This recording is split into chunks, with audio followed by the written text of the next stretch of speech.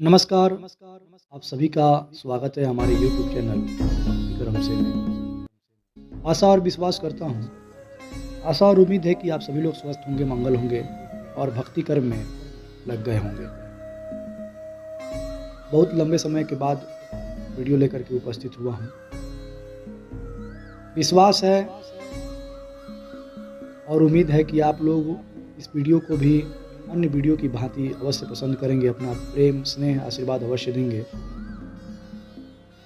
इस वीडियो में हम जानेंगे हनुमान जी की शक्तिशाली उपायों के बारे में, कैसे हम अपने जीवन में अपना करके उनके बताए गए मार्ग को अपने जीवन में उतार करके आज अपने घर में क्लेश, जीवन में जो अशांति है उसको कैसे खत्म करें।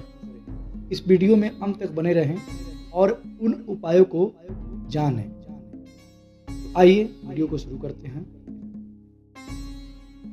जय श्री राम, जय हनुमान।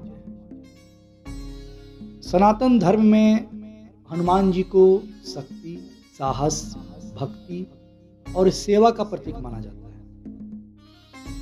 कहा जाता है कि जहां भी भगवान राम का नाम लिया जाता है वहां हनुमान जी स्वयं उपस्थित हो जाते हैं।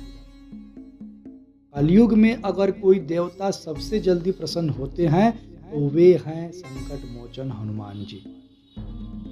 इसलिए लाखों लोग अपनी परेशानियों, भय और दुखों से मुक्ति पाने के लिए हनुमान जी की शरण में जाते हैं। आज इस वीडियो में हम आपको बताएंगे हनुमान जी का एक शक्तिशाली उपाय, साथ ही जानेंगे हनुमान जी की भक्ति का महत्व, उनके मंत्र और वह सरल नियम जिन्हें अपनाकर जीवन में सकारात्मक परिवर्तन लाया जा सकता है। हनुमान जी का जब जन्म हुआ था तो उनको दिव्य शक्ति कैसे मिली? पौराणिक कथाओं के अनुसार हनुमान जी का जन्म अंजनी माता और केसरी के घर पर हुआ था। सभी लोग जानते हैं। उन्हें पवन पुत्र भी कहा जाता है क्योंकि पवन देव ने उन्हें दिव्य शक्ति प्रदान की थी। बचपन से ही हनुमान जी अत्यंत शक्तिशाली थे। एक कथा के अनुसार बचपन में उन्होंने सूर्य को फल समझकर निगलने की कोशिश की थी। उनकी शक्ति, बुद्धि और भक्ति इतनी महान थी कि स्वयं भगवान राम ने उन्हें अपना सबसे प्रिय भक्त माना। मित्रों, यह जीवन बहुत मुश्किल से मिलता है और मानव जीवन ही ऐसा योनि है जिसमें मनुष्य को मौका मिलता है लोक और परलोक की जो दुर्गम गति है उसको त्याग देने की, अर्थात प्रभु में लीन हो जाने की, मोक्ष को प्राप्त कर लेने की। आप सबसे हाथ जोड़ करके करबद्ध निवेदन रहेगा कि जीवन में भक्ति को अपनाइए। और भक्ति को अपनाने का मतलब यह नहीं है कि बस दिखावा करने वाला नहीं। जो भगवान के द्वारा जो हमारे शास्त्र में विधिवत बताया गया है उसको अपना करके आप प्रभु के प्रेम को, स्नेह को, उनके आशीर्वाद को प्राप्त कर सकते हैं। यह उपाय किस लिए होता है? यह उपाय इसलिए होता है ताकि आप अगर इसी उपाय को धीरे धीरे अपने जीवन में उतारते हैं तो कहीं ना कहीं आपका एक रूटीन बन जाएगा, एक अभ्यास हो जाएगा। आपका मन लगने लगेगा, आत्मा को परमात्मा के साथ जुड़ने का मौका मिलने लगेगा, आपकी इंद्रियां आपके बस में होने लगेंगी। क्रोध, भय, लालच, घृणा, ईर्ष्या धीरे धीरे खत्म होने लगेगा। भगवान एक दिन में किसी को दर्शन नहीं देते हैं, एक दिन में उसका कोई भला नहीं करते हैं। वो तो भक्त की परीक्षा हमेशा लेते रहते हैं और जब भक्त पूर्ण रूप से उनके चरणों में अपने आप को समर्पित कर देता है तो कहीं ना कहीं वो फिर भक्त के चारों तरफ एक ऐसा चक्रव्यूह बना देते हैं जिसको कोई भी संकट, जिसको कोई भी अशांति, जिसको कोई भी भय छू नहीं सकता है। और वो भक्त उस समय उस कवच के अनुसार प्रभु के श्री चरणों में लीन हो जाता है।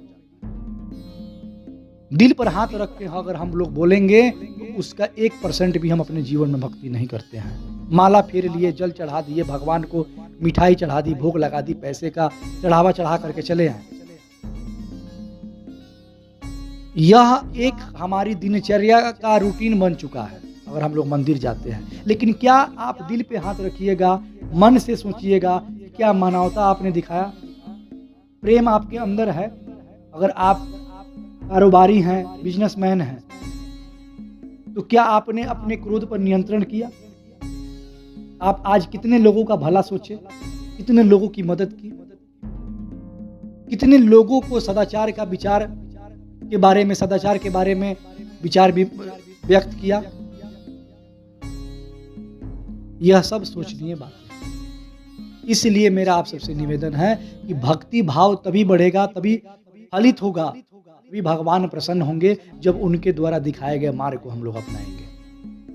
दुनिया आजकल बहुत सारी कथाएं करवा रही है, पंडाल पर पंडाल लगाए जाते हैं, दिव्य महापुरुष साधु संत एक से एक कथाकार आकर के उपस्थित होकर भजन कीर्तन नृत्य सब कुछ करके समझा करके चले जाते हैं, और हम जब तक वो होता रहता है तब तक हम उसमें लिप्त रहते हैं, फिर अपने जीवन से कहीं ना कहीं धीरे धीरे उसके असर को खत्म कर देते हैं।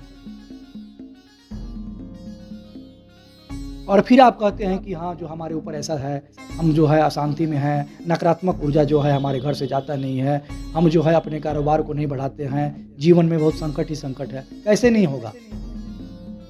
आप वहां पर संकल्प लिए थे कि हम जो है नित्य प्रतिदिन भगवान के बताए गए रास्तों को अपनाएंगे, उनके रास्ते पर, उनके मार्ग पर चलेंगे। तो कहीं ना कहीं जब आप ही और हम विचलित हो जाएंगे, भगवान क्या टांग करके थोड़ी हमको लेके जाएंगे वहां पर। वो हमारे सामने थोड़ी आकर कहेंगे कि हाँ क्या हुआ, तुमने कल कुछ और वादे किया, आज कुछ और हो रहा है। इसलिए आप लोग अपनाइए, जीवन का मूल्य को समझिए। ये जीवन अनमोल है और इसका कोई निर्धारित समय नहीं है, कब टाइम फिक्स हो जाए। हम लोग हनुमान जी के जन्म और उनकी दिव्य शक्ति के बारे में जान रहे थे। उनकी शक्ति, बुद्धि और भक्ति इतनी महान थी कि स्वयं भगवान राम ने उन्हें अपना सबसे प्रिय भक्त मान लिया था। बताइए, क्या हम लोग उस तरह का भक्त बन सकते हैं? नहीं बन सकते हैं। हाँ, लेकिन अगर हौसला, उम्मीद और भक्ति, विश्वास है भगवान को अगर हम अपना सब कुछ मान चुके हैं, तो कहीं ना कहीं हनुमान जी की तरह ही हम एक छोटा सा भक्त अगर बन भी जाते हैं, तब भी हमारा कल्याण हो जाएगा। रामायण में हनुमान जी ने वह कार्य किए जो किसी साधारण व्यक्ति के लिए असंभव थे। समुद्र पार करना, लंका जलाना और संजीवनी बूटी लाकर लक्ष्मण जी के प्राण बचाना। इसलिए हनुमान जी को असीम शक्ति और भक्ति का प्रतीक माना जाता है। हनुमान जी को संकट मोचन भी कहा जाता है। हनुमान जी को संकट मोचन इसलिए कहा जाता है क्योंकि वे अपने भक्तों के संकट दूर करने वाले देवता माने जाते हैं।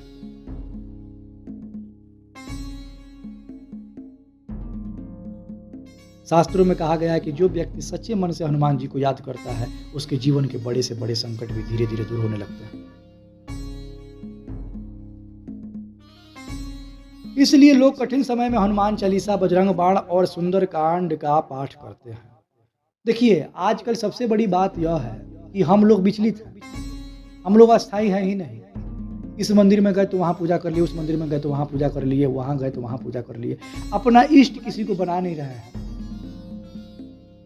हम यह नहीं कहते हैं कि आप उस मंदिर में मत जाइए, उस देवी देवता का पूजा मत कीजिए। आप सारे मंदिरों में जाइए, सारे देवी देवताओं का पूजा निरंतर कीजिए, लेकिन उनमें से किसी को इष्ट बनाइए, उनके प्रति समर्पित रहिए।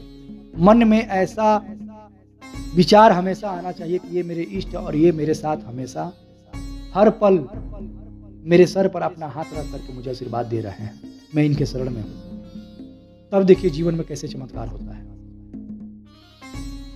लेकिन सिर्फ जल चढ़ाने से, धूप बत्ती दिखाने से और मंदिर में घूमने से भगवान प्रसन्न नहीं होंगे। भगवान प्रसन्न तब होंगे जब हम और आप उनमें से किसी को इष्ट बना करके उनसे अपने मन की बात निरंतर करते रहेंगे, उनका चिंतन करते रहेंगे, तब भगवान प्रसन्न होंगे।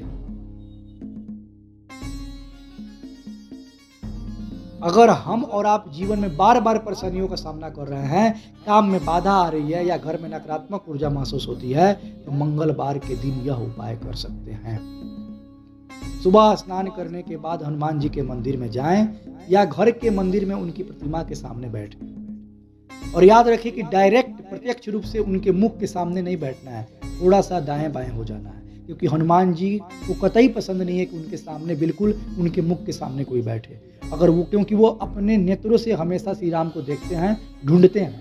अगर हम और आप उनके सम्मुख सीधा बराबरी में बैठ जाएंगे तो कहीं ना कहीं वो हमको न देख करके वो अपने आराध्य को, श्री राम को ढूंढेंगे और सामने होने के बावजूद वो हम पे क्रोधित हो सकते हैं। इसीलिए थोड़ा सा 19-20 दाएं बाएं हो जाइए, उसके बाद उनका चिंतन कीजिए, उनकी पूजा कीजिए, उनकी अर्चना कीजिए। फिर हनुमान जी को सिंदूर और चमेली का तेल अर्पित कीजिए। इसके बाद लाल फूल चढ़ाइए और गुड़ चना का भोग लगाएं।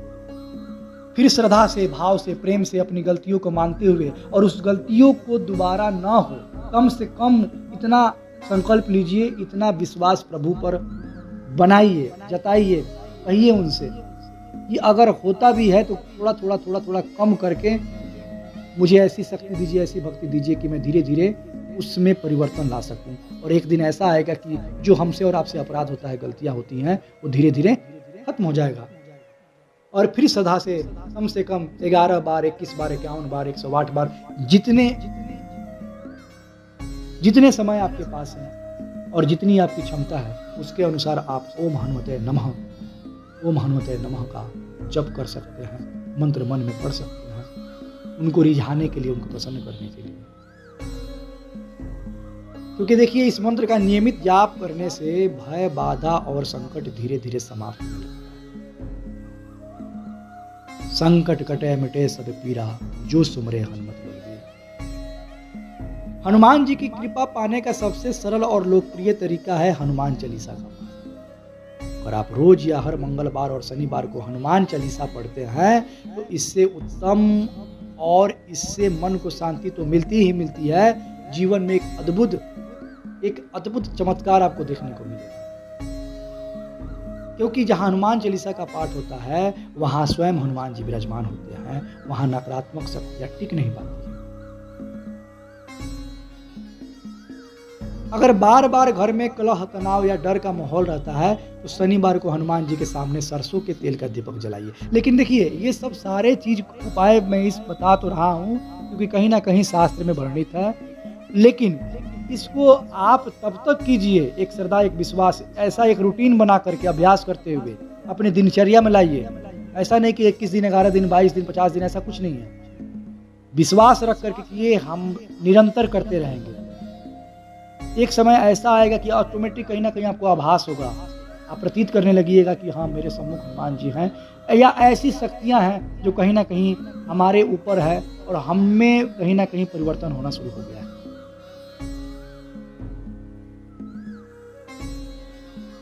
इसके बाद हनुमान जी का चालीसा का पाठ करें और हम भगवान से प्रार्थना करें, जो भी आपकी मनोकामना है, जो भी आपसे गलतियां हुई है उसको क्षमा मांगते हुए उनसे प्रार्थना करें। तभी जाकर के सकारात्मक ऊर्जा आपके चारों तरफ एक कवच की भांति कार्य करेगी और मन को शांति मिलेगी। देखिए, मैं बार बार कह रहा हूं कि हनुमान जी की भक्ति या किसी भी देवी देवता भगवान की भक्ति तभी फलित होती है जब हम सच्ची श्रद्धा और विश्वास के साथ उनके सम्मुख जाकर के उनके श्री चरणों में अपने मस्तक को नवाते हुए, उनसे विनती करते हुए अपने आप को उनके श्री चरणों में समर्पित करेंगे। अगर मन में अहंकार, क्रोध या द्वेष है तो पूजा का पूरा फल क्या, थोड़ा भी आंशिक फल भी आप प्राप्त नहीं कर सकते हैं। लेकिन अगर मन साफ है तो कोई चढ़ावा चढ़ाने की भी आवश्यकता नहीं है। प्रेम मन को मन से जोड़िए, आत्मा को परमात्मा के सम्मुख ला करके तार से तार जुड़ने का प्रयास कीजिए। क्योंकि हनुमान जी कहते हैं, जैसे हनुमान जी को क्या देखें, कभी भी हम और आप फोटो देखिएगा, कब उनकी प्रतिमा देखिएगा तो बस ध्यान में बैठे हुए राम का नाम जपते हैं। क्यों? क्योंकि उनका रोम रोम पुलकित है, रोम रोम में से राम का नाम निकलता है। लेकिन मन साफ नहीं है तो कोई भक्ति का कोई भी प्रमाण नहीं है, कोई फल नहीं है, पूरा समय बर्बाद हो रहा है। हनुमान जी केवल शक्ति के देवता नहीं हैं, वे हमेशा सेवा, विनम्रता और सच्ची भक्ति के मार्ग भी सिखाते हैं, बताते हैं।